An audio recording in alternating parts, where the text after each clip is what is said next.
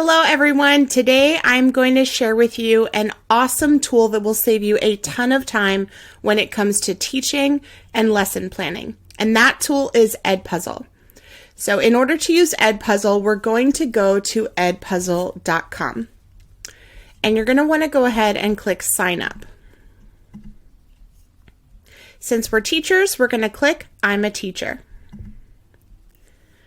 All right, you can sign in with your Google account, and you want to make sure that you sign in with the Google account that is connected to your organization, especially if your organization, your teaching organization, has an EdPuzzle account. So right now I'm a teacher with Proximity Learning Inc., and so I'm going to sign in with my login with my email for ProxLearn. All right, so that's going to bring me to this page here. Now, the nice thing about EdPuzzle is that they already have tons and tons and tons of videos about virtually any topic that you could possibly imagine, topics from YouTube. But the interesting thing about EdPuzzle is that it's not just watching a video, but students are able to answer questions while they're watching the video. So I'm going to go ahead and click on my content and show you a little bit of what I did and how I use EdPuzzle. So what I recently started doing was I actually started recording my own videos for my lessons. So I would pre-record my lessons and my lesson plans with my presentations and all those things, and I would pre-record them in Canva, and then I would upload them to YouTube, and then I'm able to use them here in EdPuzzle.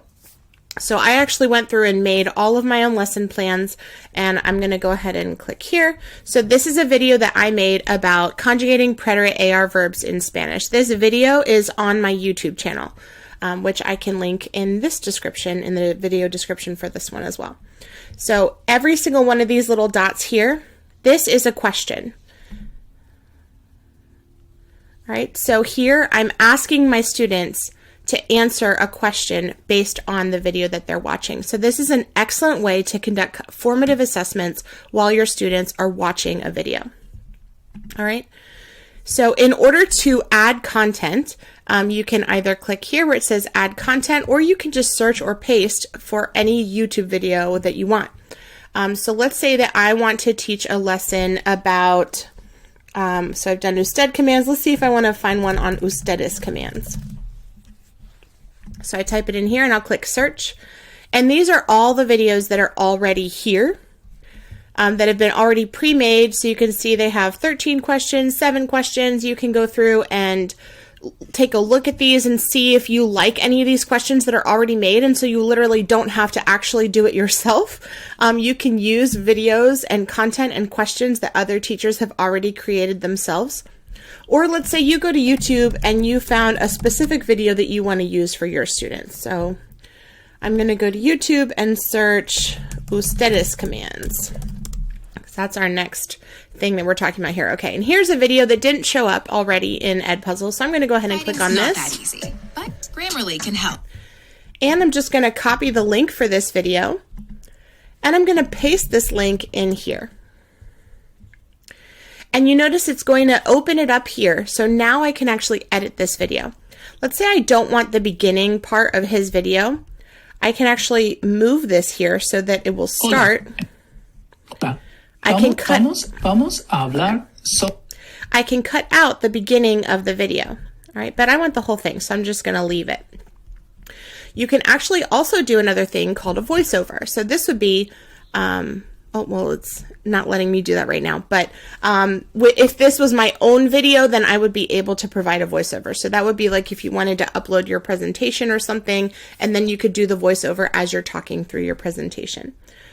This is the one that you will probably be using this for. So this is the questions. So you're going to have your instructional video here, and then you click play. Hola, en esta lección vamos a hablar sobre los mandatos de ustedes. All right, so let's say I want to have a question right here. I'm going to ask, what commands are we learning about today? And I can put usted or ustedes. All right, And you have to pick one right answer. So the way to tell the system what is correct is you just click the checkbox here. Right? And I'll go ahead and click Save. Okay, so this is what the students will see without the correct answer, but it will look like this. So students will come to this point in the video and it will stop, and then they'll be able to see the question and they'll have an opportunity to answer. The nice thing is that as soon as they pick an answer, they're going to get an indication of whether their answer was correct or incorrect right away. This is an awesome opportunity for us to give our students immediate feedback to check and make sure that they are paying attention, that they're following along, and that they are understanding the material as they go. Before watching this video, you might watch the video series on 2 commands and the video series on usted commands. This video will be very similar to the rules we applied to the usted commands. So imagine you want to order around multiple people. Of course, if you were in Spain, you would also need to know 2 forms. You need to know the vosotros for commanding people informally and the ustedes form for ordering people around more formally. Okay. On this one, I'm going to do an open-ended question just as an example. So let's say this is a question that will require the students to answer in their own words. So this is not a multiple choice or a multiple answer option. This is an open-ended question where I ask a question that's going to give them a box in which they can answer that question. All right, so what is a vosotros, or what is the difference between a vosotros and ustedes command, for example? All right. One of the really cool features about this, especially when it comes to world language, is that you can actually give students the opportunity to answer with audio. So this is a great way to have them practice their pronunciation. And to do that, you just click this button here and it will toggle on. So this will allow students to respond not only in writing, but they can also respond by speaking, which is huge. So for students that might be struggling with their writing, or students that maybe aren't able to write, maybe they're, younger in kindergarten or first grade or something, and they can't write as well, they can give their answers in an audio format. Okay. So then we'll go ahead and click Save. You can see. All right, and then you can continue going through the video, and then once you've finished, you've added in all the questions that you want to add, all you do is click Finish. Then, in order to be able to assign this to your class, what you're going to do is, I'm going to open a new tab. I'm going to go to Canvas.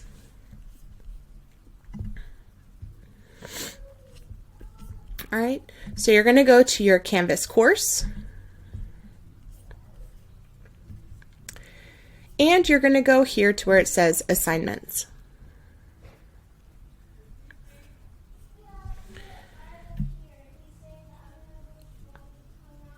All right, so we're taking a second here for this to load. Then you're going to go ahead and click this blue button to add an assignment. I'm going to call this EdPuzzle Ustedes Commands. All right, here in my assignment, I'll put in well, actually, I don't really write anything here in this part.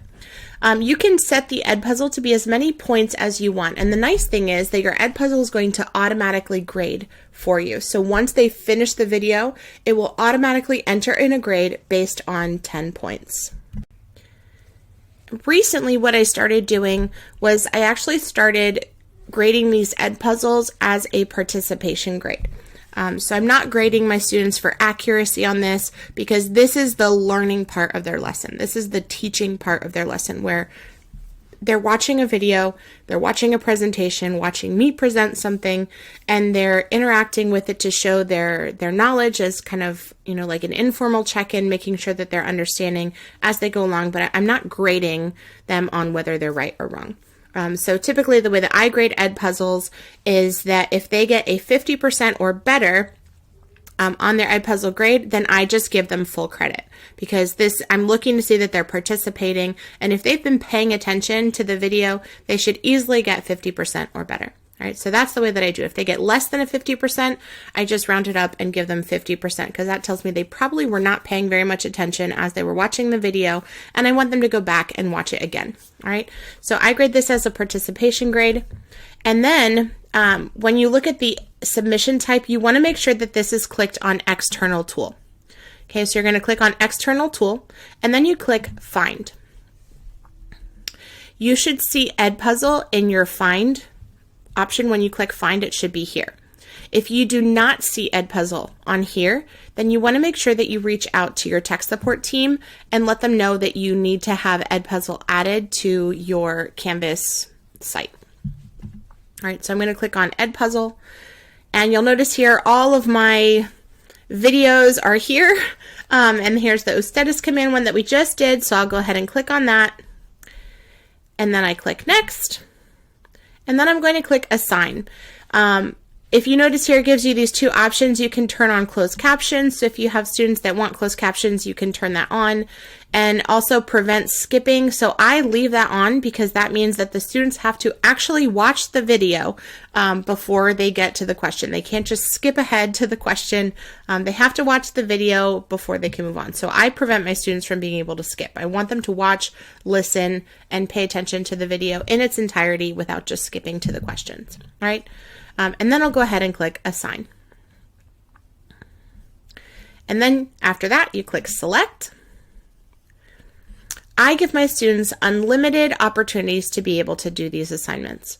I want them to be able to watch and learn the teaching portion of this lesson as many times as they need to. So if they want to watch it again and again and do the EdPuzzle over and over, they can do it as many times as they want. I'm also going to go ahead and pick a due date. So I'll pick on whatever date this is due. We'll say May 4th. And I'll go ahead and click Save. All right, so this is what it will look like to the students. Actually, I'll put it in student view for you. Oh, hold on, I can't. But basically, it will look exactly like that. It will give them a button just like this that says Load EdPuzzle in a new window. So when they go to open it, it's going to open it just like this. And then they'll have the video. They'll be able to watch it. All right, but I have the teacher view so I can see them. The nice thing about this too is I can see my students that are here. I can see as they're answering questions. I can check their grades. I can see the questions here. It will give me a nice analysis to let me know how many of my students got that question right or wrong. I'll click View as a student so you can see what they would see. So students will just see the video and then they just click play and they watch. And then as they get to these points, it's going to stop. So I'll show you what that looks like. Hola, en esta lección vamos a hablar sobre los mandatos de ustedes. Okay. So here they have the option here, and this is what it looks like for them. It's going to automatically stop the video. They can pick an answer. If they weren't paying attention, they can click this rewatch button. So it will actually go back to whatever the next, whatever the previous section was, and we'll let them rewatch that section. And I'm going to go ahead and pick the answer. And then I click Submit. So this is what the students do. And it's going to tell them right away whether or not their answer was correct or incorrect. So they get immediate feedback to know if they're doing it correctly. So this is also one of the reasons why I like to actually pre-record my own lessons, because typically in my lessons, I have some sort of informal check where I'll teach the new skill or the new topic, and then I'll ask my students questions in my presentation about that skill or that new topic. And this gives me a great opportunity to be able to have them practice checking as they go along. And they're able to get that immediate feedback to know if they're doing it well or if they need to kind of go back and do it again. So so this is basically EdPuzzle. I think this is an absolutely brilliant way to be able to save a ton of time when it comes to your lessons, because as I mentioned, especially if you pre-record your lessons, so if you're really picky like me and you want to have your own YouTube channel, so I have my own YouTube channel, and you can see I've got my lessons in here.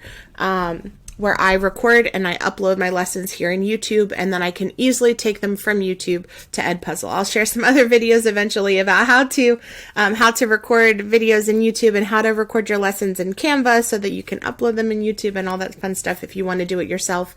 But the nice thing about EdPuzzle is that there's so many different videos already on YouTube of virtually every topic that you could imagine already.